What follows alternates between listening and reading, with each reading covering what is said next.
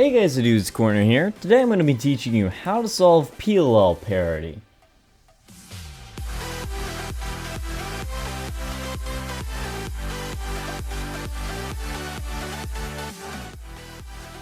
Now let me just first start off by saying I'm going to be teaching the beginner's form of PLL parity, and then I'm going to go ahead and move on to the advanced. So if you're the beginner, this is going to be really straightforward, and you only need to stay for the first portion of this video. And if you're more of an advanced one, you can go ahead and skip to that point in the video, as I'm going to re-go through anything that is important in the beginner's form at that point in the video. So seriously, if you already know how to solve somewhat of PLL parity, just go ahead and skip to that part. Like seriously, this is meant for like the right beginner starters. So all you really need to know for you beginners is one algorithm, and this is the algorithm. It is UU2, RR2, U2, lowercase r2, U2, RR2, UU2. And that is the algorithm, and it swaps these two edges right here. An easy way to memorize this algorithm is look how it is mirrored. For instance, you have U2, RR2, U2, lowercase r2, and it's the same thing following backwards. So then U2, RR2, UU2. And then an easier way to memorize this is also remember that they're all double moves, and it's only U and R moves. So just remember that, and that'll make memorizing this extremely easy. And then this algorithm is all you need for whatever case you have. As soon as you notice parity, just perform this and then solve the cube from there, and then you're good. So for instance, let's say you have something like this. Now I know this is a little bit more advanced, and if you don't notice that this is parity, that's completely fine. And then all you would have to do is basically just perform parity, the same algorithm that I showed you before, and then you would just finish off with an L perm. And let me show you a little bit more of an easier case. So let's say you have something like this. You notice this is not a U perm, this is not a Z perm, this is not an H perm. So what is this? You don't know. It's obviously parity. And you're just gonna go ahead and perform the algorithm. And then you can solve the U perm. I know that I was solving that pretty fast. I don't mean to be a show-off. I'm just simply saying all you need to do is as soon as you realize you have that PLL parity, just perform that algorithm and then just continue solving it like a regular 3x3 and you're good. So that's why I was going fast. There's really not much to touch on. So that's everything for beginners. And if you're a beginner, you can seriously just end the video off here if you want to. But I'm going to go ahead and start now moving on to the more advanced people.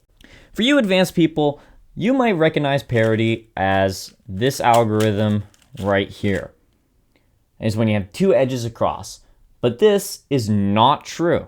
This is not the only version of PLL parity that you can have. In fact, there are 4 different versions of PLL parity.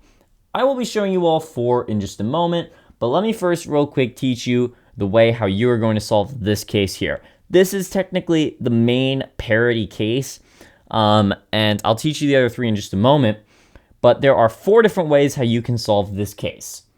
The first one is the one that I use, which I probably should switch, I'll be honest.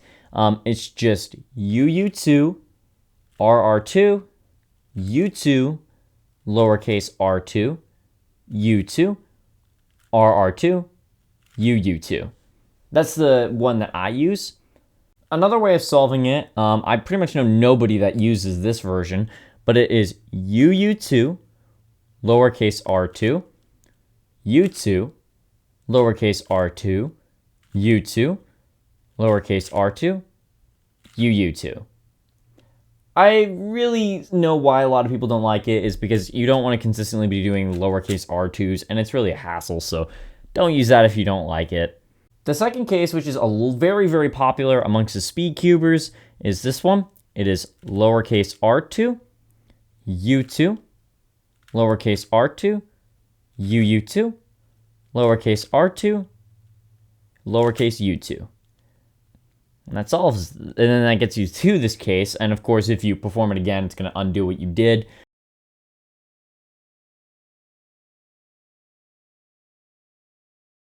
Now, whichever one of those algorithms you choose to use, just remember that algorithm quite well, because all 3 of the other cases that I'm going to be showing you for PLL parity, you need to at least know one of those because they all include it. The second version of PLL parity that I'm pretty sure everyone is going to be familiar with is this one right here. It's instead of having them across from each other, they are kind of diagonal from each other. To solve this, you're going to face holding this side here and the other one side that is messed up on the right. And the algorithm is going to be R, U, R prime, U, and then you're going to perform the parity. So whichever parity case you chose. And then you're going to reverse those moves that you did before. So U prime, R, U prime, R prime. And then that solved it. Then there is the adjacent corner version of this. If you have this case, what you're going to want to do is you're going to start the advanced version of J perm. So you're going to do R, U, R prime, F prime, and then you're going to do U, and then you're going to perform parity here. So whatever parity algorithm you chose earlier. And then you're going to finish the algorithm by first undoing your U move, and then doing R, U, R prime, U prime, R prime, F, R2, U prime, R prime, U prime. And it solved it. And then the last version of the PLL parity is when you have diagonal corners. To solve this case, you can hold as long as if one of these messed up corners is on the bottom right side here. And you're going to start by doing Y perm. So F, R, U prime, R prime, U prime, R, U, R prime, F prime. And then you're going to do U and then parity. Then you do undo the U move, so U prime, and then finish the algorithm, R, U, R prime, U prime, R prime, F, R, F prime. And it solved it. Now, out of all of those cases, the first two that I showed you, so swapping adjacently and then diagonally for edges, are the two that you really are going to want to remember for all PLL parity cases. Now, there is actually ways of solving every single PLL parity case for every algorithm using one, but I am not going to do all of those because that'd be way too long of a tutorial and I don't even know them all, so I'm not going to bother doing that. I'm just going to be teaching you ways of what you may find the easiest way of solving it using this method that I just showed you using all four of those parity cases. So I think a perfect example would be taking a look at this case right here. The point of this is to try keeping as many blocks as possible. The more blocks you have, the more easier the PLL algorithm is going to be. So for instance, we look at this, we have all of these blocks all over the place here. And you're probably wondering, okay, well, what's going to be the easiest way of solving this?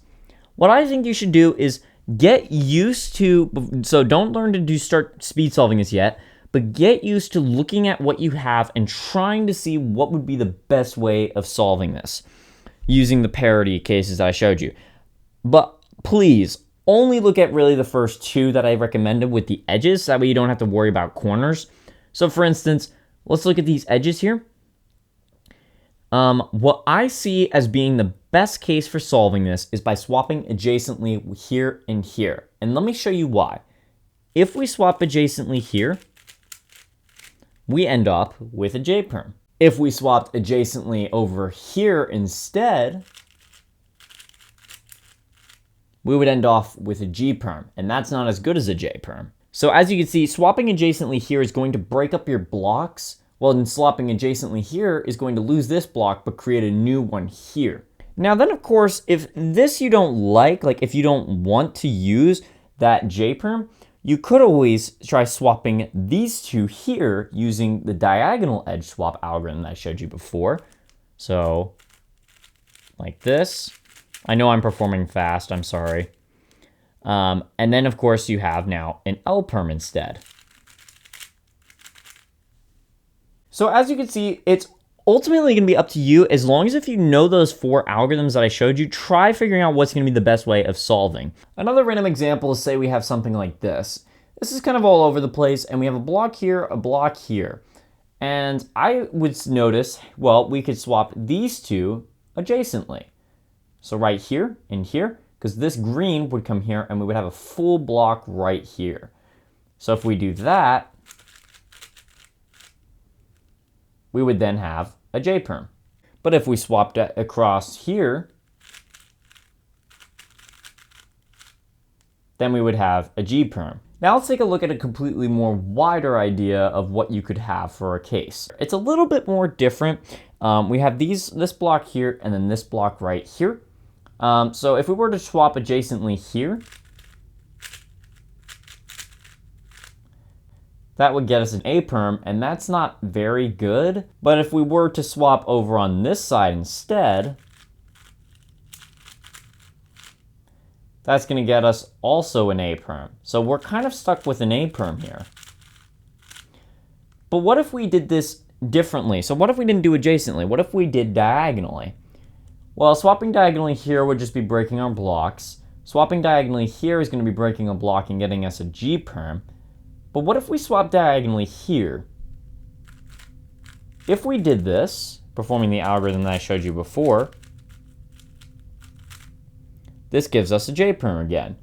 Once again, J perms are going to come up quite a bit if you are good with knowing where to put your blocks, and J perms are ones you're going to want to have because they're pretty fast at performing. So let's take a look at this example right here. We have this block here and this block here. Now, one of the most best ways of probably solving this would be to swap these two edges right here. This would be eliminating this block but creating a block here. And if we do this case right here, that's going to get us a T perm. Also, I know I'm going fast, but once again, these cases should be pretty obvious for you. So speed, you shouldn't be paying attention to my moves. You should be paying attention to the algorithm. And then this ends us off with a T perm, which is pretty good. But another way of actually solving this case is actually swapping these two corners here. And this is the only time that I would actually recommend swapping these two corners, and I'll show you why. The main reason why you don't want to is obviously because it takes so long to swap two corners, because I'm using a J perm when swapping adjacently or a Y perm when swapping diagonally.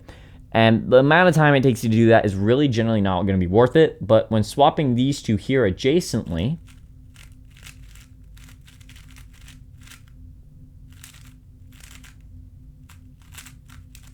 like that, we have a U perm, which is pretty fast to perform. So whichever one you want to do for the example that I showed you with using T perm or J perm, they're both going to have pretty much an equal amount of time for an outcome. So I know there's a lot of other cases that there can be, but I really do believe that, once again, this is really one of those things that you can experiment with, and you get to really ultimately decide what you get to do. And I think that that is something that's very benefiting when learning how to solve Rubik's Cubes and things and advancing, is when you get to choose what you like to use. So I showed you the 4 main algorithms, and for each case, you can decide which one you think is going to be best for each of those cases when something comes up, and figure out how to do it on your own. It's straightforward, honestly. So, but yeah, if you're having trouble or you have any questions, please feel free to ask your questions down in the comment section, and I'll try to get back to you as soon as possible. But yeah, that's everything for this video. And if you found this video helpful, please remember to let me know by hitting the like button down below, and hit the subscribe button as well as those bell notifications to be notified when upcoming videos are released.